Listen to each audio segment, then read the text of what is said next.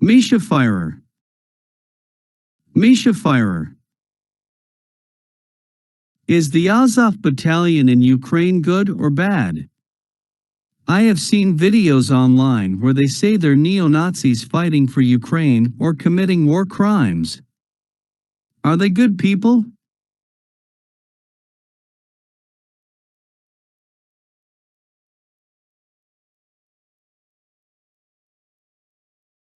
Pictured above, Azov Battalion soldiers teach Ukrainian civilians how to use AK-47 to fight the aggressor that will soon invade their country for reasons unknown to anyone except for Russia's Politburo.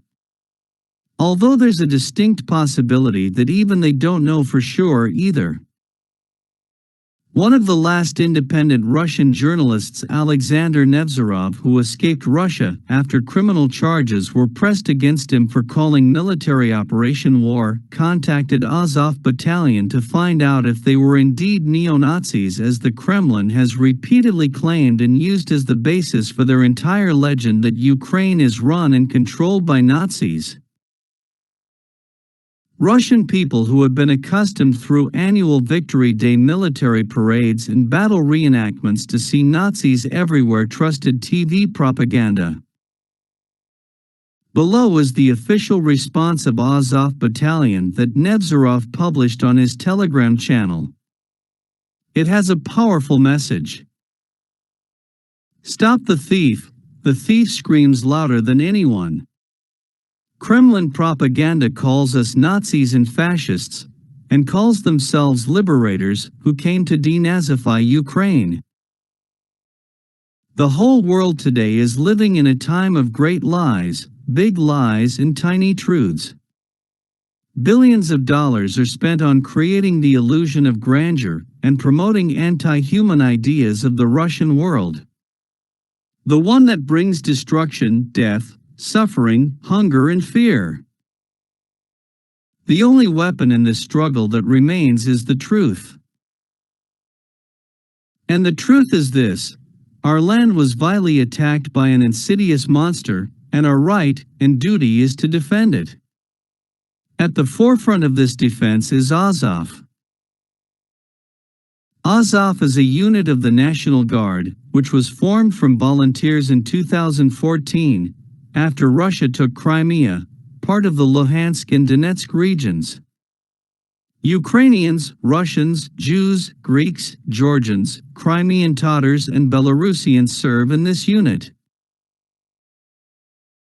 For 8 years, soldiers of different faiths have been serving in this unit hand in hand: Orthodox, Catholics, Protestants, pagans, Jews and Muslims, where the majority speaks Russian.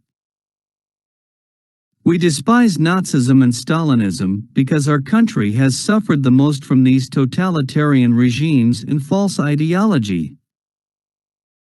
Russia bombed Babi Yar, where victims of Nazism of the 20th century are buried.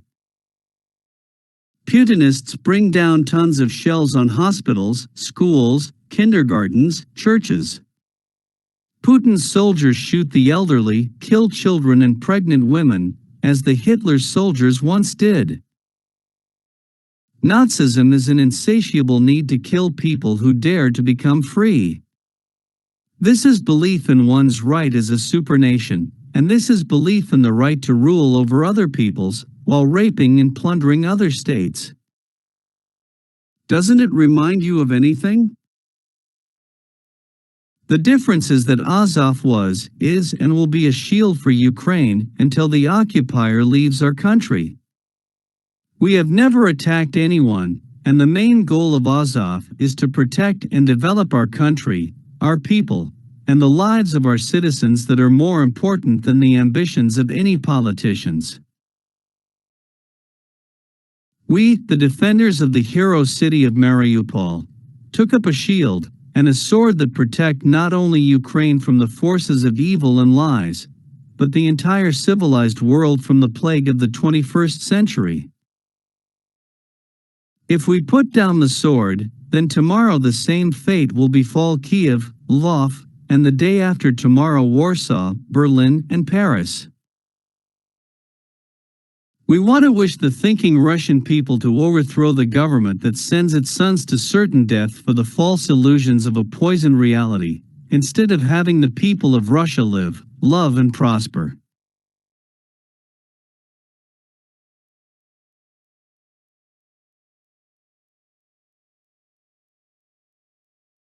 Jewish Ukrainian soldiers are praying before the battle with the army of the aggressor. 107.8K views. View 3,618 upvotes.